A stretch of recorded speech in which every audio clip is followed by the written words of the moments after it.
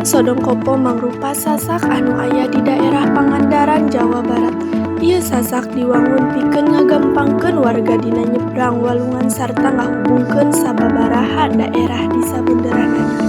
Salian dipake pikeun transportasi warga, ayeuna Jembatan Sodong Kopo oge jadi tempat wisata sabab miboga pemandangan alam anu endah jeung hawa anu seger. Di sakuriling sasak aya tatangkalan hejo jeung walungan anu caina herang sahingga ngajadikeun suasana leuwih tenang jeung nyaman. Kalebihan tina Jembatan Sodong Kopo nyaeta tempatna anu asri, cocok pikeun ngareureuhkeun pikiran sarta moto-moto. Loba wisatawan datang pikeun ningali kaendahan alam jeung ngarasakeun suasana pedesaan anu masih alami.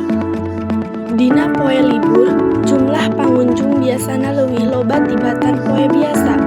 Ayana wisata ieu oge ngabantu perekonomian warga sabab loba padagang anu ngajual dahareun jeung inuman di sabunderan tempat wisata. Sanajan kitu, warga ngaharepkeun sangkan para pangunjung tetep ngajaga kebersihan lingkungan ku henteu micen runtah sagawayah sarta ngajaga fasilitas anu aya.